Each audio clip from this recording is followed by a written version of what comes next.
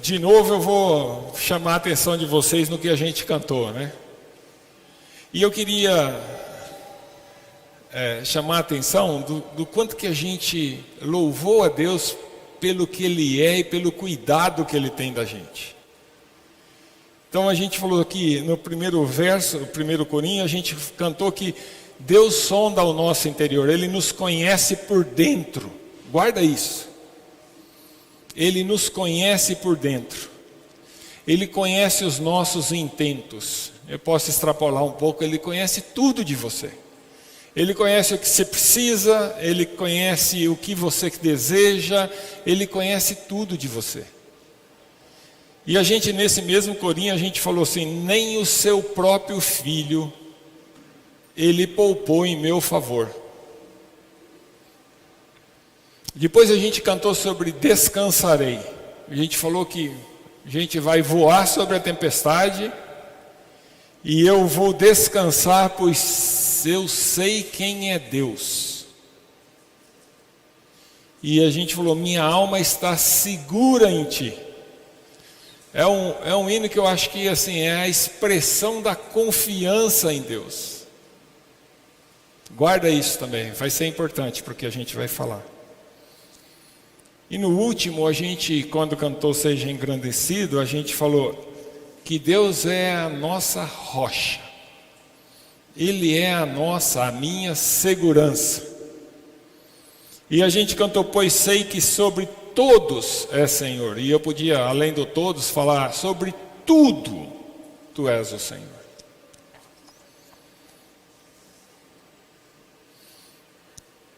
Eu vou falar hoje sobre ansiedade.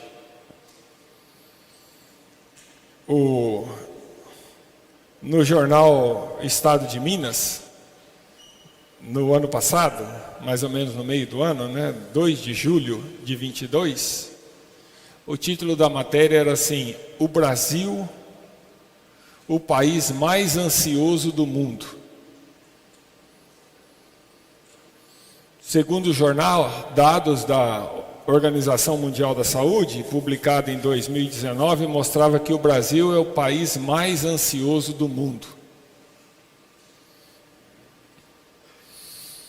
As incertezas, as dificuldades, a insegurança, o medo, talvez naquele momento em que já começava a Covid, tenha agravado mais as coisas, e esses pontos foram apontados pela matéria como responsáveis pelo problema.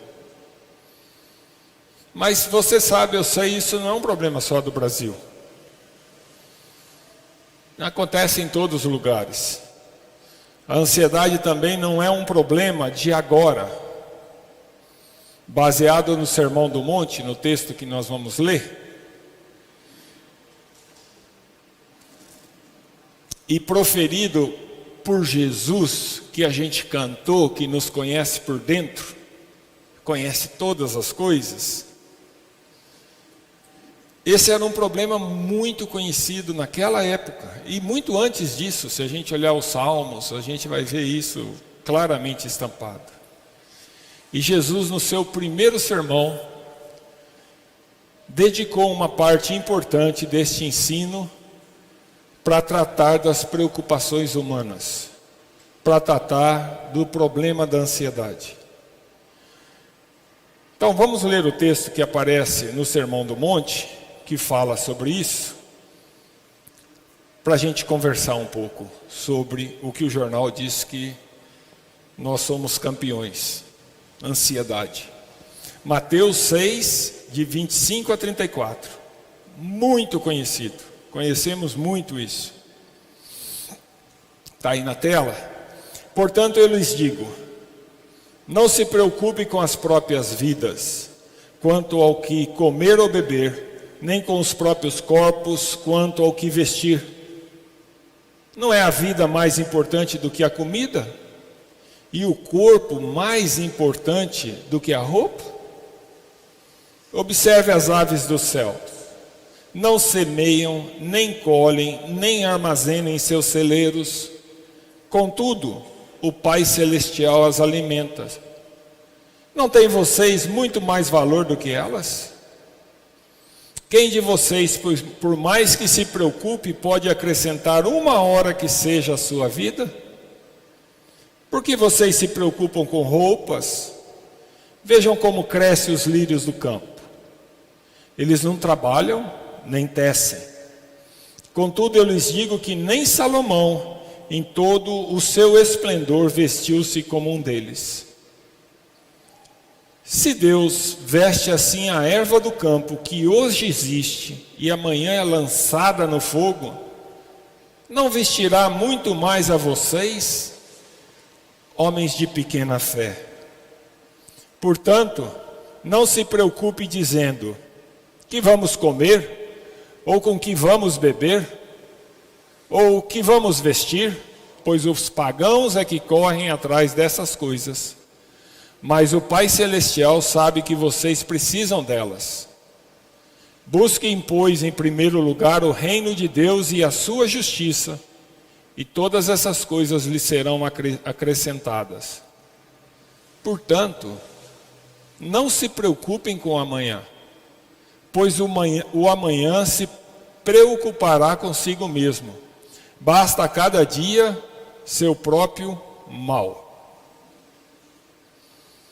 Nesse texto, que aparece no Sermão do Monte, logo após Jesus instruir seus discípulos que eles deviam juntar tesouros no céu, não na terra,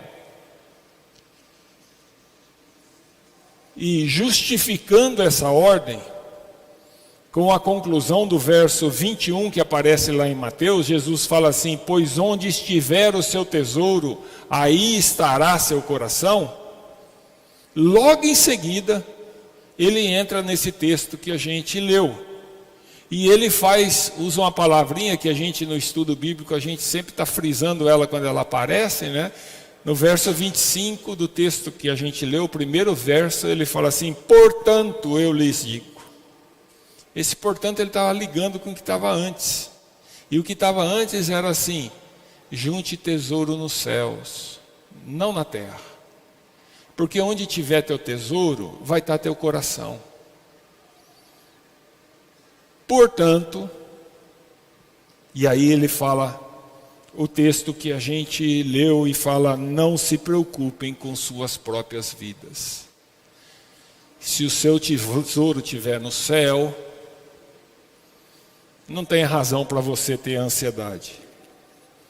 Eu quero falar um pouco com vocês sobre este mal que ao longo da história sempre afligiu as pessoas e hoje talvez continue afligindo mais ainda, e se evidencia como os ensinos do Sermão do Monte são atuais, são para nós hoje. Eu não sei o quanto que você está ansioso hoje, o quanto você já teve ansioso, mas todos nós passamos por período de ansiedade. Nós vamos falar da ansiedade ou das preocupações da vida, endereçando esse tema do ponto de vista do ensino de Jesus e daquilo que a gente encontra nas instruções bíblicas. E a minha intenção então é falar sobre isso dividindo em 4 pontos. Qual é a ordem que aparece nesse texto? Qual é o mandamento que está nesse texto? Qual é a lógica usada por Jesus que suporta essa ordem? Qual é a terapia que é ordenada? E qual é o resultado que é prometido? Então, vem comigo, a gente vai para o primeiro ponto. Qual é a ordem de Jesus em relação à ansiedade ou às preocupações? A ordem é muito fácil de identificar, né? Tanto pelo que eu falei aqui no introito, mas que nesse texto a ordem ocorre 3 vezes. No verso 25, logo no início, Jesus fala: portanto eu lhes digo, não se preocupem com suas próprias vidas. No verso 31, ele vai falar: portanto não se preocupem, dizendo que vamos comer, que vamos beber, com que vamos vestir? E no 34 ele fala: portanto, não se preocupem com o amanhã. Aqui temos uma ordem e a razão suficiente para considerarmos profundamente essa instrução. Primeira razão que eu chamaria é essa. Ela aparece 3 vezes. E normalmente, na lógica do judeu, quando ele repetia 3 vezes a mesma coisa, aquilo tinha um objetivo de ênfase, de reforço, de deixar claro. E Jesus fala isso por 3 vezes. Significa que é algo que nós devemos considerar profundamente. Segunda razão, que está logo no início do verso 25, é que lá está escrito assim: portanto, eu lhes digo. E o eu não sou eu aqui, o Paulo. É Jesus falando. Eu lhes digo. Você sabe quem é Jesus? Nós cantamos aqui quem é Jesus. Quem está dizendo é Jesus, e Ele nos conhece muito bem. Foi Ele quem nos criou, foi Ele que morreu por nós, Ele sabe como somos. Nós cantamos: Ele me conhece por dentro, Ele sabe dos meus intentos, Ele sabe que nós temos a tendência de querer resolver as coisas por nós mesmos, Ele sabe que temos dificuldade para confiar, Jesus sabe que temos ansiedade em nossa vida, temos preocupação em relação ao nosso sustento, à nossa saúde, à nossa segurança. Ele sabe da nossa tendência de estarmos ansiosos com o amanhã. E é por isso que Ele ordena: não andeis ansiosos, não fique preocupado. É uma ordem: não se preocupe com as próprias vidas, com o que você vai comer, com o que vai beber ou com o que vai vestir, e não se preocupe com o amanhã. Essa ordem dada por Jesus é refraseada por Paulo lá em Filipenses 4:6. Paulo fala assim: não andem ansiosos por coisa alguma, por nada. A ordem é: não andem ansiosos por coisa alguma. Essa é a ordem. E nós sabemos que a ordem de Jesus é para ser obedecida por nós. Qual é a lógica que suporta essa ordem? Vamos para esse segundo ponto da nossa conversa. Se nós olharmos no texto que a gente leu, nós vamos mostrar que nele Jesus apresenta várias razões para a gente não andar preocupados. Parece que Jesus está dizendo: eu sei quão difícil é para você se livrar desse negócio de preocupação. E por isso eu vou apresentar para vocês várias razões, para que você entenda que, como filho meu, eu não quero ver vocês se desgastando com preocupações. Nesse texto eu contei 6 razões apresentadas por Jesus. Eu vou passar rapidamente por cada uma delas. Se você tem teu texto aberto aí, me acompanhe. A primeira razão está no verso 25. Jesus fala assim: não é a vida mais importante que a comida? E o corpo mais importante do que a roupa? Você não tem que estar preocupado com sua vida quanto ao que você vai ter para sustentar a sua vida, ou o que você vai ter para manter o seu corpo. Sabe por quê? Na lógica de Jesus, porque foi Deus quem lhe deu a vida, foi Deus que fez o seu corpo. E Jesus está falando assim: se Ele deu a vida, fez a vida, se Ele fez o corpo, que são muito maiores, muito mais importantes. Ele não vai te dar o que você necessita para manter a vida, para manter teu corpo. É uma lógica que vai do maior para o menor. A vida, o corpo que Deus fez, que Deus nos deu, tem muito mais importância, muito mais, vamos pôr entre aspas aqui, valor e dificuldade, talvez se a gente fosse pensar de uma forma humana, né, em ser feito, do que arrumar a comida, do que arrumar a roupa. Se Deus cuida, se Deus deu, o que é muito mais importante, que é a vida e o corpo, Ele não vai dar o que você precisa para manter aquilo que Ele criou e nos deu?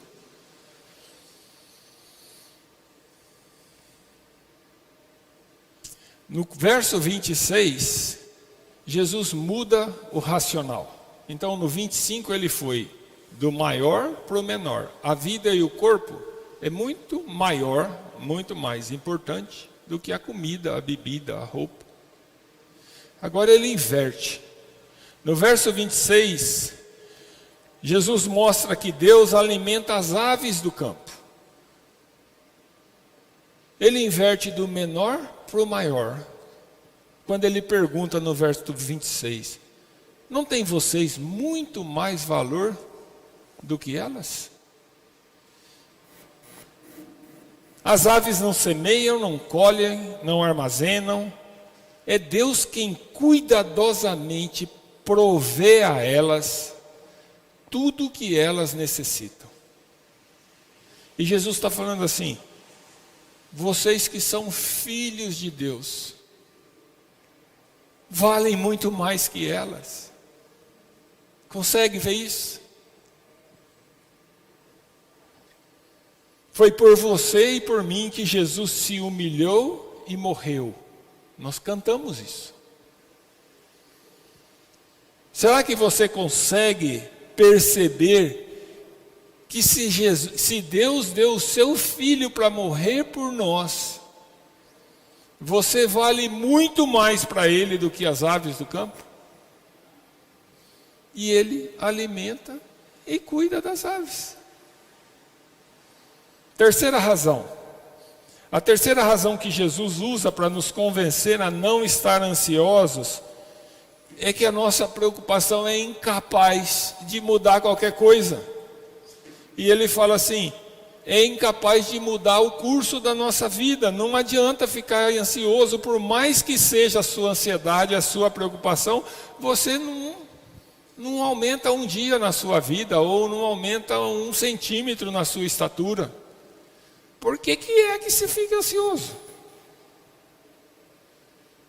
Jesus está dizendo no verso 27 que preocupar é perda de tempo, é inútil. A quarta razão, olhando nos versos 28 a 30, Jesus aí fala assim: olha os lírios do campo, eles são lindos, não são lindos? Olha as flores. Sabe de uma coisa? Elas têm vida curta. Ela nasce, fica naquele esplendor todo, mas logo secam e desaparecem. E mesmo assim, Deus a veste com tanta formosura e perfeição.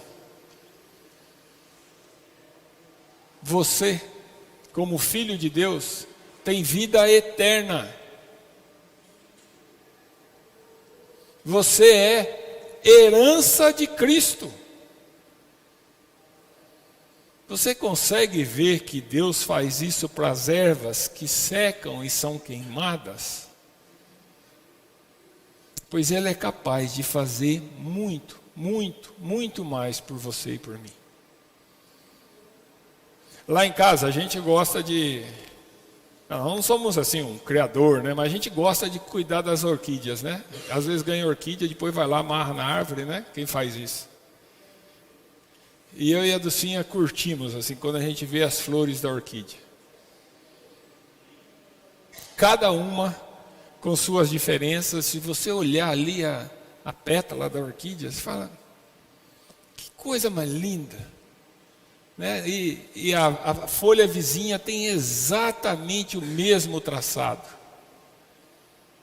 Cada uma tem suas diferenças, seus detalhes são perfeitos, desde as cores, a maciez do toque, os arranjos dos seus traçados. Não há como olhar para elas e não ver o cuidado de Deus. Jesus está dizendo assim: se Ele dá tanta formosura para algo que é tão passageiro, por que Ele não dará muito mais para você que é filho de Deus? No verso 31 e 33, Jesus apresenta a quinta razão. Jesus é demais, né? Assim, sabe como a gente é. 5 razões. Quinta razão. Ele sabe do que você necessita. Deus sabe do que você necessita. Ele sabe que você precisa de comida, de bebida, de casa, de roupa. Os pagãos que não têm um pai no céu, são eles que passam a vida correndo atrás dessas coisas. Mas nós temos Deus como Pai. E Ele conhece todas as nossas necessidades. E à medida que nos entregamos ao seu comando, Ele nos dá tudo o que necessitamos. Por último, Jesus apresenta a sexta razão, verso 34. Portanto, não se preocupem com o amanhã, pois o amanhã se preocupará consigo mesmo. Basta a cada dia o seu próprio mal. Jesus está dizendo assim: cada dia já tem seus problemas suficientes. Você já tem seus problemas suficientes para tratar hoje. Amanhã virá com as coisas do amanhã. Você não vai conseguir antecipar hoje a solução dos problemas que vem amanhã. Essa é a sexta razão que Jesus está nos dando para a gente não ficar preocupado. É incrível como Jesus nos conhece. Ele traz uma variedade de argumentação racional para essa nossa dificuldade. O ponto é a gente obedecer à ordem. Quer seja pelo fato de ser uma ordem do Senhor, quer seja o fato pelo racional que Ele apresenta para dizer que é inútil andar ansioso. Antes de passar para o terceiro ponto da nossa conversa, eu preciso aqui fazer uma observação. Jesus não está dizendo que a gente não deve trabalhar para o nosso sustento. Você sabe, eu sei, a Bíblia nos ensina claramente que o trabalho é honroso e que ele é o meio de termos com que nos sustentar. Deus condena o preguiçoso. Se você olhar os exemplos que ele dá, e a gente pegar um deles que é o pássaro, Jesus ele não fica lá a vida inteira, o pássaro sentado no poleiro lá do galho de uma árvore e o negócio vem na boca dele. Não é assim. Ele tem que ir atrás. Então, nós não estamos falando aqui que não é para a gente fazer o trabalho que temos que fazer. Também Jesus não está falando que não devemos nos preparar, planejar para o futuro.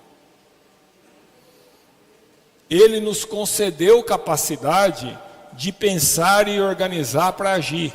Tem um texto lá em Lucas 14, 28, onde Jesus fala assim: qual de vocês, se quiser construir uma torre, primeiro não se assenta e calcula o preço para ver se tem dinheiro suficiente para completá-la? Não há nada de errado em planejar e se preparar. O que Jesus está condenando aqui é a preocupação advinda de se imaginar poder ter o controle das coisas, ou de se ver incapaz e pensar que está perdido e abandonado. Dois pensamentos diferentes, dois pensamentos completamente errados. Um é que eu sou capaz de dar conta se eu me preocupar, me antecipar, trabalhar, fazer, perder noite, eu tenho que cuidar. E o outro pensamento igualmente errado é aquele que fala assim: estou perdido, o problema é muito maior que eu, estou acabado. E aí você morre de preocupação. É por isso que Jesus, no verso 30 do texto que nós lemos, diz assim: homens de pequena fé. A ansiedade, a preocupação é falta de fé no Pai cuidadoso que temos no céu. Nós cantamos sobre esse Pai. E tudo aquilo que a gente falou, que a gente quer louvá-lo, que a gente estava aqui louvando com nossos cânticos, por quem Ele é, pelo cuidado que Ele tem de nós. Quando a gente se preocupa achando que nós vamos estar num lugar que esse Deus não vai cuidar da gente, nós estamos negando tudo que a gente cantou.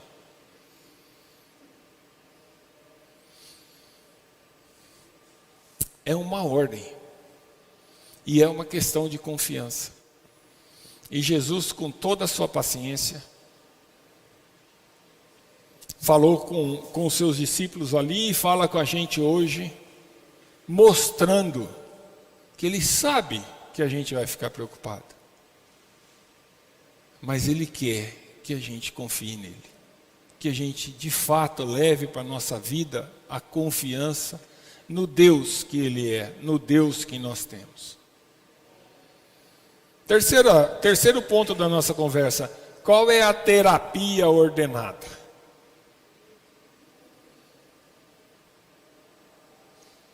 Em suma, qual que é a solução para isso? O que a Bíblia fala como solução para esse problema, ou para os problemas que causam tanto preocupação e ansiedade?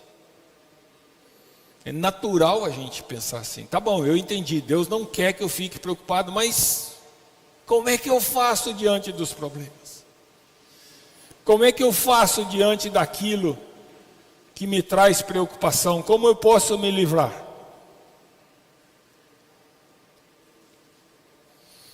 Como a gente tem aprendido, eu aprendi nos estudos que temos feito, e algumas vezes eu tenho falado para vocês, é incrível que Deus ponha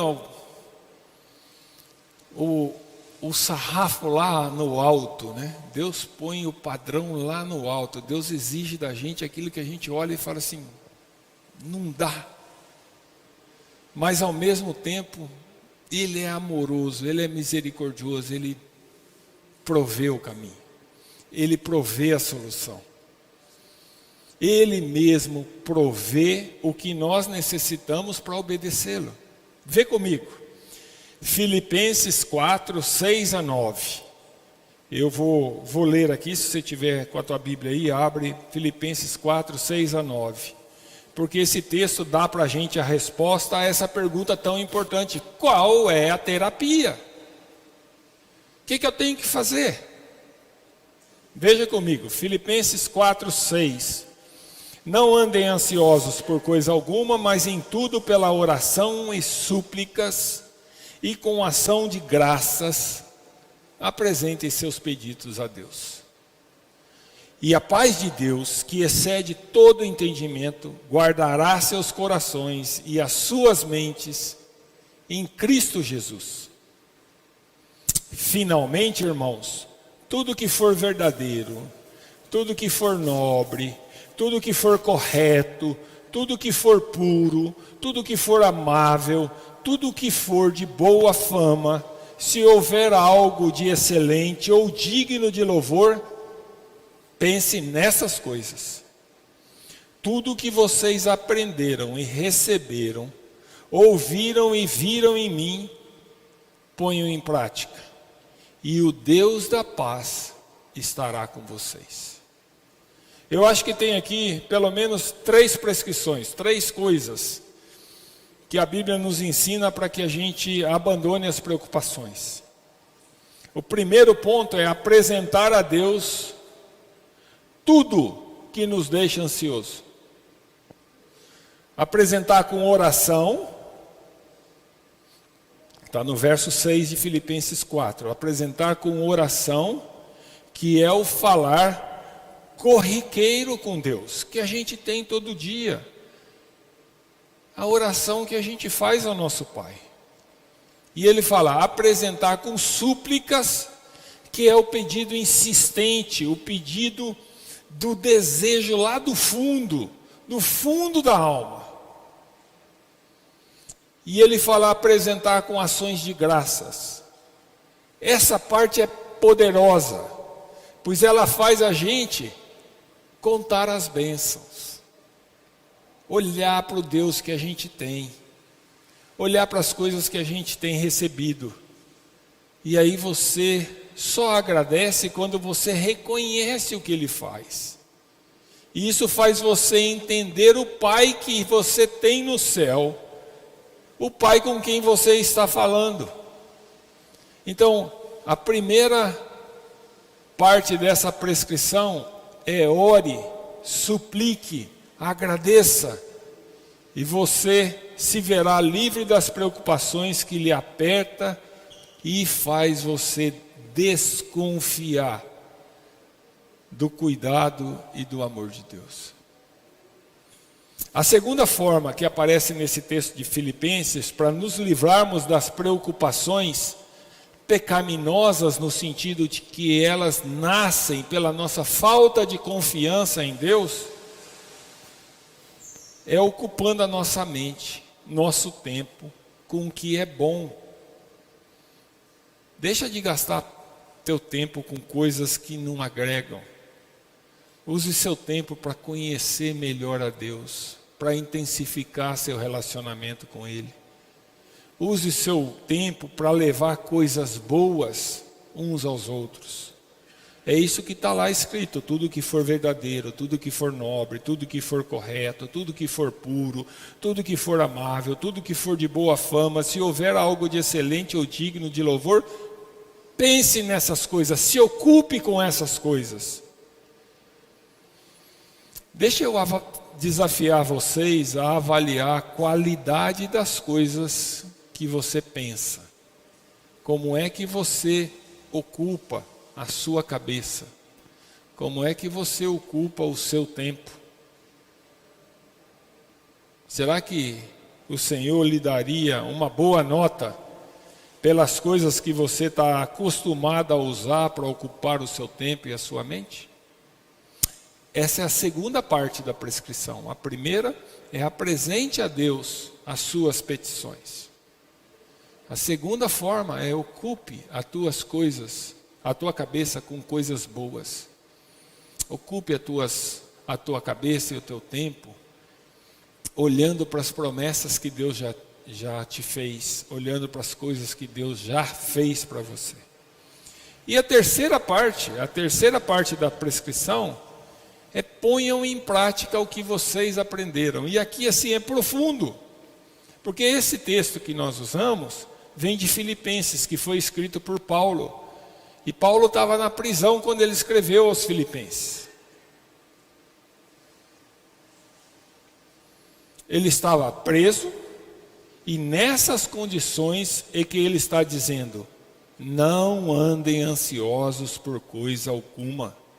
Ocupe sua mente com o que é bom. Apresente todas as coisas a Deus em oração. E a igreja de Filipe conhecia muito bem a Paulo e o exemplo de Paulo. Foi lá em Filipe que Paulo estava preso. Foi lá, ele foi surrado, foi preso, e à noite, o que acontecia quando ele estava na prisão? Ele estava cantando e orando. Na prisão. Então, quando ele fala, põe em prática o que vocês aprenderam de mim, aqueles que estavam ouvindo ele na carta de Filipenses, olhava para trás e falava, esse foi o cara que lá na prisão, depois de ter sido açoitado, preso, com os pés colocados lá num tronco, e colocava o pé no tronco para a sola ficar em posição, que se o cara quisesse bater na sola do pé, estava lá na posição. Esse cara estava cantando, esse cara estava orando. E ele agora, na prisão, tempos depois, fala para aquela igreja, o que vocês viram de mim, põe em prática. Ore a Deus, ocupe seu tempo com a coisa certa. Esse apóstolo, com a autoridade de quem viveu coisas difíceis, está dizendo a você e a mim, põe em prática, pois funciona. Põe em prática, porque aquilo que a Bíblia nos ensina e Jesus nos ensina é poderoso. Quarto ponto da nossa conversa. Então nós falamos qual era a ordem, qual a lógica da ordem, qual é a prescrição e agora qual é o resultado prometido.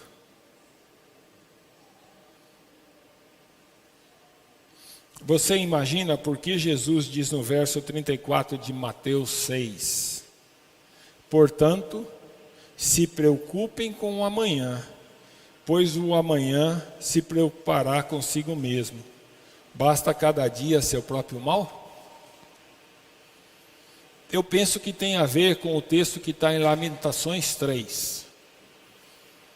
Talvez pelo endereço, vocês não vão lembrar do texto, mas a hora que eu começar, vocês vão lembrar. Lamentações 3, 22 e 23, diz assim, graças ao grande amor do nosso Senhor é que não somos consumidos, pois as suas misericórdias são inesgotáveis. Renovam-se, quem completa para mim? A cada dia, a cada manhã. Presta atenção nisso. Renovam-se a cada manhã. Grande é a sua fidelidade. Cada dia tem seu mal, cada dia tem suas dificuldades, cada dia tem suas lutas. Deus não nos prometeu uma vida sem luta. Basta olhar para a nossa, basta olhar para os homens da fé, basta olhar para os apóstolos na Bíblia, basta olhar para Jesus, que a gente vai saber pela prática, pela história, que eles, assim como eu, como você, como cristãos verdadeiros, também sofremos, sentimos dor, enfrentamos a maldade. Jesus no Sermão do Monte diz para não nos preocupar com os problemas de amanhã. Implicitamente, ele está dizendo para nos ocuparmos com os problemas e a maldade de hoje. Sabe por quê? Porque a cada manhã ele nos provê com as misericórdias que precisamos para aquele dia. Nós não somos consumidos porque Jesus, com seu amor misericordioso, provê tudo o que necessitamos para as lutas de hoje, desse dia. Era assim com o maná no deserto. É o que você precisa, está aqui. Não junta para amanhã não, que vai estragar. Todo dia eu vou dar o que você precisa. A Bíblia está dizendo que as ações misericordiosas e de socorro de Deus são atualizadas a cada manhã. Por isso descanse, pois hoje Ele lhe suprirá com as misericórdias que você precisa para hoje. E amanhã Ele lhe dará as misericórdias necessárias para você enfrentar as dificuldades do dia de amanhã. Amém? Eu ouvi uma história, eu vou fazê-la curtinha, que me falou muito. Acho que eu já falei aqui para vocês. que quando eu lembro daquele texto de Abacuque 3, né, onde Abacuque fala, pode faltar todas as coisas. Pode não ter comida, pode não ter sustento, pode... Mesmo assim, eu me exalto no meu Salvador.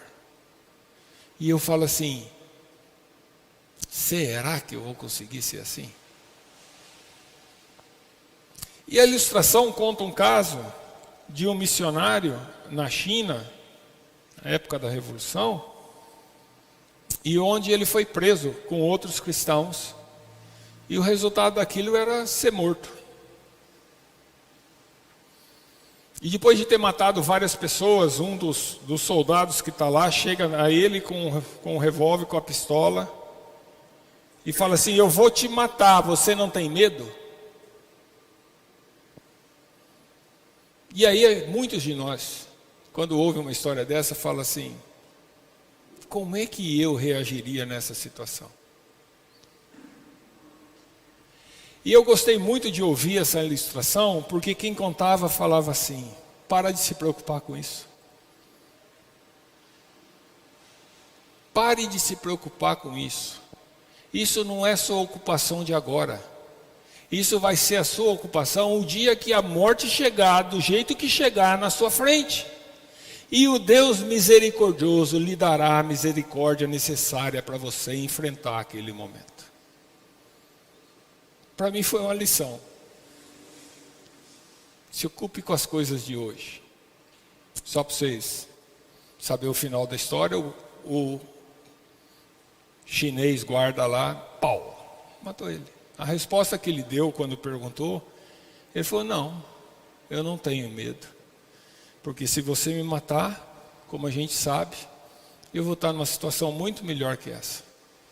E o cara, bum, matou ele.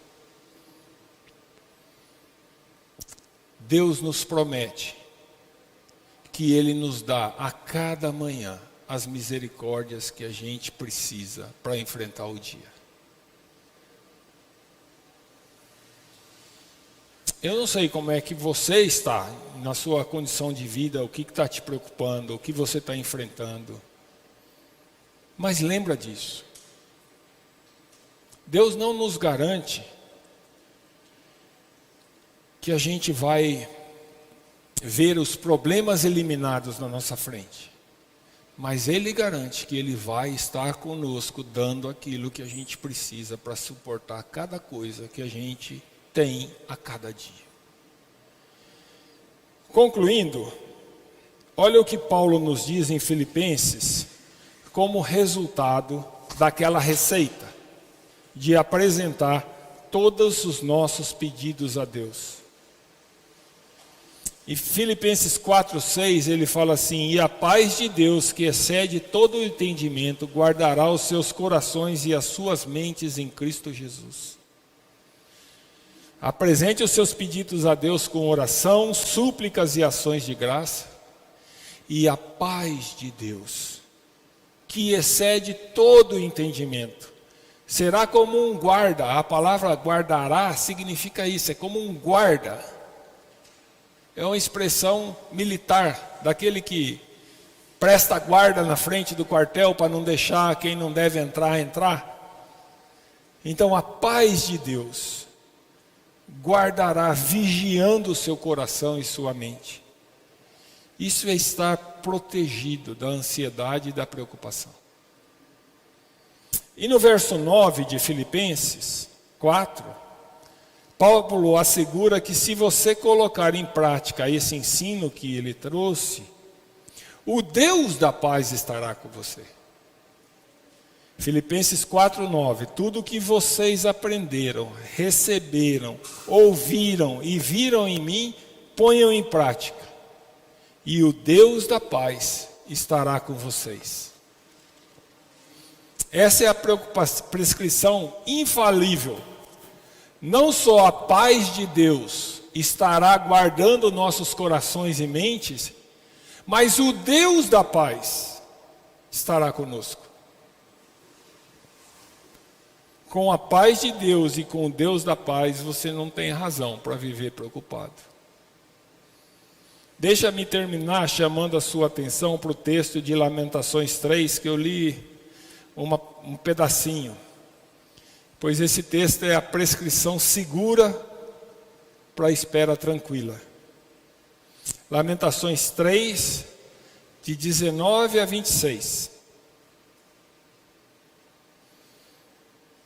Diz assim: lembro-me da minha aflição e do meu delírio, da minha amargura e do meu pesar. É como a gente passa por isso. E o profeta aqui está dizendo: eu lembro dessa situação dolorida. Lembro-me bem disso tudo, e a minha alma desfalece dentro em mim. Aí no 21 ele fala assim: todavia, lembro-me também do que pode dar-me esperança. Graças ao grande amor do Senhor, é que não somos consumidos, pois as suas misericórdias são inesgotáveis. Renovam-se a cada manhã, grande é a tua fidelidade. Digo a mim mesmo: a minha porção é o Senhor, portanto nele porei minha esperança. Sentiu a diferença? Está apertado, mas eu sei onde eu tenho que pôr minha esperança, eu sei a quem procurar. Eu sei quem é misericordioso, eu sei quem vai corrigir, eu sei quem me ama. É nele que eu vou esperar. O Senhor é bom para com aqueles cuja esperança está nele. Para com aqueles que o buscam, é bom esperar tranquilo pela salvação do Senhor. Que Deus ensine a você e ensine a mim a colocar sempre nele a nossa esperança. E aqui não é a esperança do desejo, é a esperança da certeza. Colocar sempre nele a nossa certeza. Que ele nos ajude a buscar sempre por ele, para podermos experimentar da sua bondade e então esperar tranquilo por sua salvação. Vamos orar? Paizinho de amor, Tu nos conheces, Senhor. Tu sabe como nós somos. E a gente oscila, Senhor, da confiança em Ti ao temor, à ansiedade das coisas que a gente não consegue ter controle. Senhor, como a gente viu aqui, que a gente aprenda a buscar em Ti, que a gente aprenda a levar para Ti em oração, em súplica, com ações de graça, tudo aquilo que traz ansiedade e preocupação para nós. Que a gente aprenda a confiar em Ti, que a nossa vida esteja totalmente nas Tuas mãos, para que a gente possa dizer como cantamos: descansarei. Mas nós vamos descansar por sabermos que um Deus de amor, que Tu és o Deus que cuida, e é o Senhor que estará à frente das coisas que nós necessitamos. Entregamos tudo a Ti, Senhor. Ensina-nos a depender de Ti. Em nome de Jesus Cristo, nosso Senhor. Amém.